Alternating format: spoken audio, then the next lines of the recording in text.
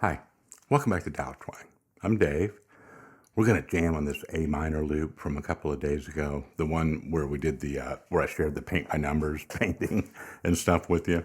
So if you've already been messing around with that backing track, great. You've already sorted out the chords and, your game plan or whatever.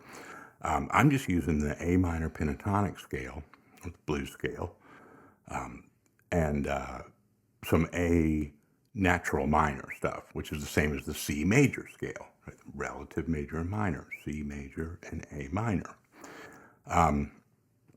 So that's it for like the bucket of notes, right? That's our paints, our numbers of paints. Those are the notes that we have.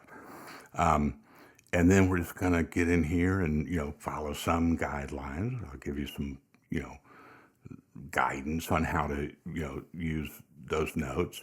But remember, when I move my brush and you move your brush, there's no possible way that those two lines can come out the same. It never will. And that's a good thing. That's something to be celebrated, that diversity, not judged. Okay? So let me put this loop on, and I'll just mention the chords real quick. It's D minor, or D minor 7, G7, dominant 7, and then A minor, okay? So when you work with these backing tracks and stuff, like, let me scoot this over a little bit there. Just play the chords several times around. Get into the rhythm, before you start soloing, because that's kind of the first piece of information that you need to do the solo, right? So just a good practice to get into, play the chords.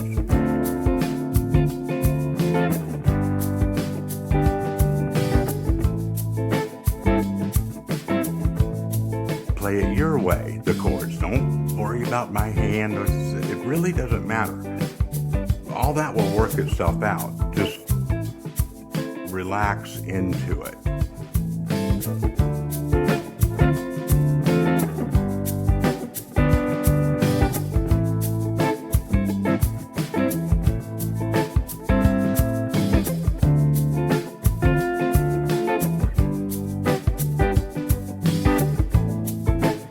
You'll just feel it when it's ready to move it.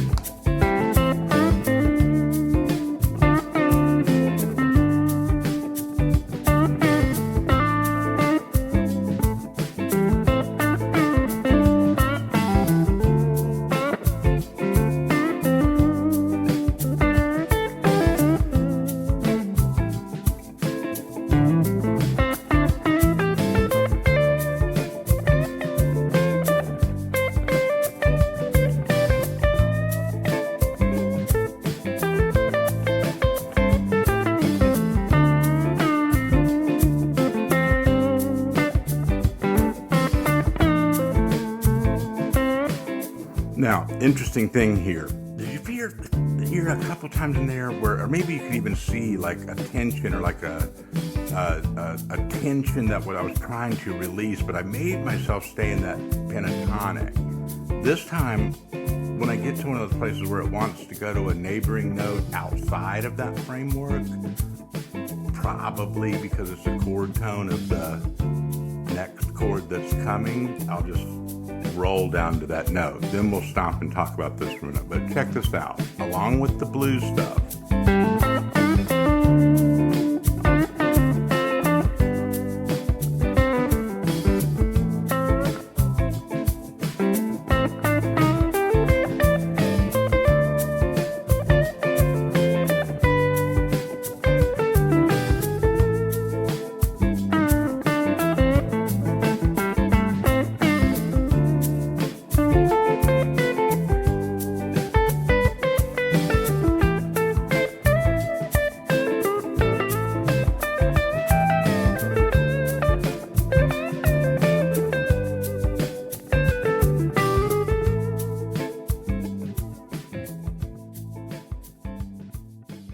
okay, now this is going to be the core thing about this lesson.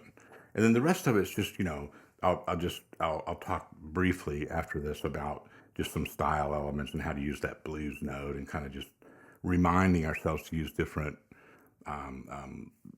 physical ways of using the notes out of the bucket, slides, bends, hammers, and so forth.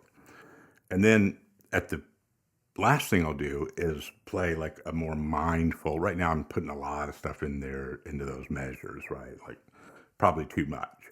I'm doing that for demonstration purposes. I'll go back and I'll remind myself to say like, okay, this is it. This is the one. Like now I'm like recording something, or like this is now we're at a gig. We're playing the song, and so I'll reset my mind to not be rehearsing every single thing I can think of, and just like let the phrasing become more simplified and conversational. Okay, so that's our agenda.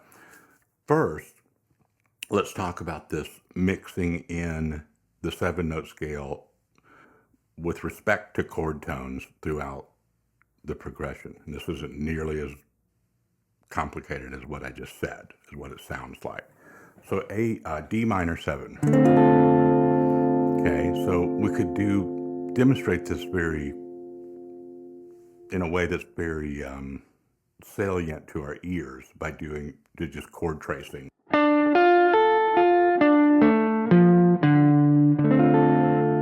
I'm just tracing the notes out of a D minor triad, or maybe D minor 7.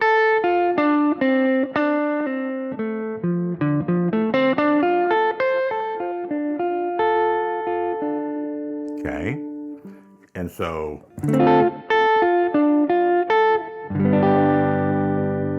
now it sounds like the spaghetti western or something all of a sudden, right?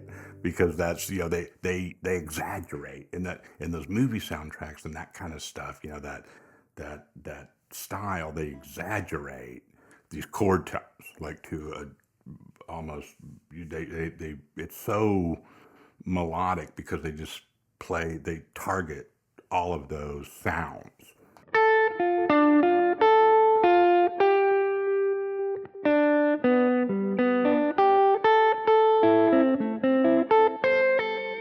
But that's a good thing to stop and do with something like this because you could get your ear dialed into it. So D minor.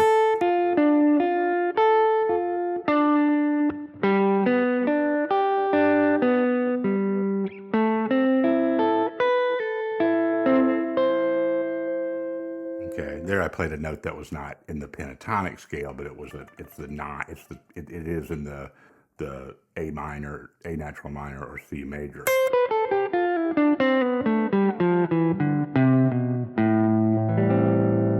Okay, so the business of all of this is integrating those moments of chord tracing and using those notes from the chords, but keeping it generally in this style of using the blues scale, right? So a real smooth.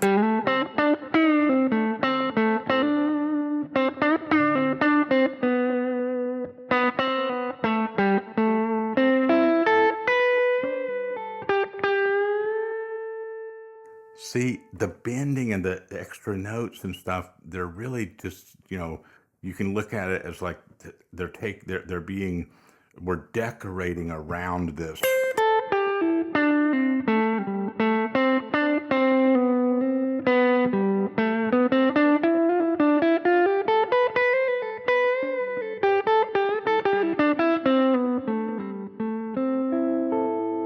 Okay, and if you get lost, no, I don't know what measure I'm on. I got to change it right on the chord.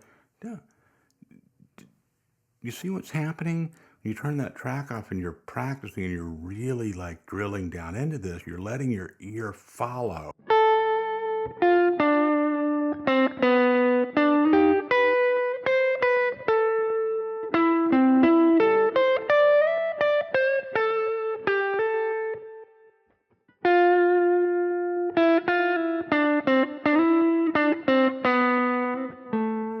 And if you end up on the downbeat where the chord changes and it's not one of the exact chord tones from the triad of that chord or whatever, then you get a nice piece of little tension in there, right? A little moment of tension. But then you want to keep it moving to kind of zero back in, right? So you're painting that region on that paint by numbers, and you go outside the lines, it's like, oh God, now that's not gonna.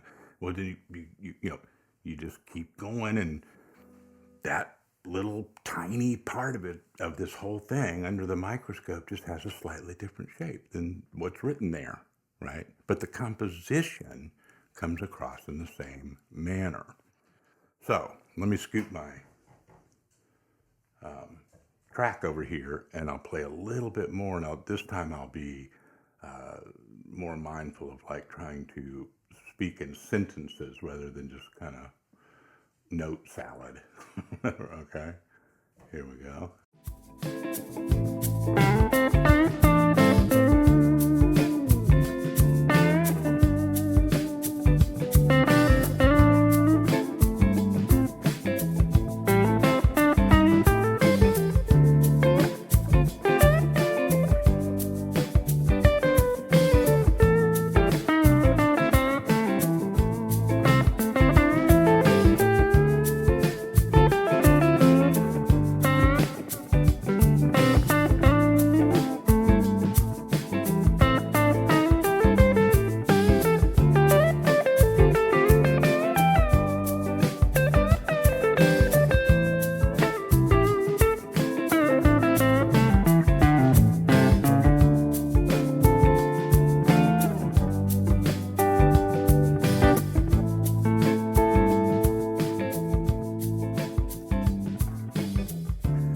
Have fun with this one. Let me know how it goes. If you haven't been over to the Facebook page, Tao of Twang Open Mic, if you use Facebook at all, join that. Send in a request to join that group, and you can post videos of yourself. Doesn't have to be stuff from the lessons or from Patreon. Do whatever you want on there. But since Patreon and YouTube don't really provide a place for you to post video, it's kind of a good workaround for it. So hope to see some of y'all over there. Appreciate all the support here. Talk to you next time. Have fun.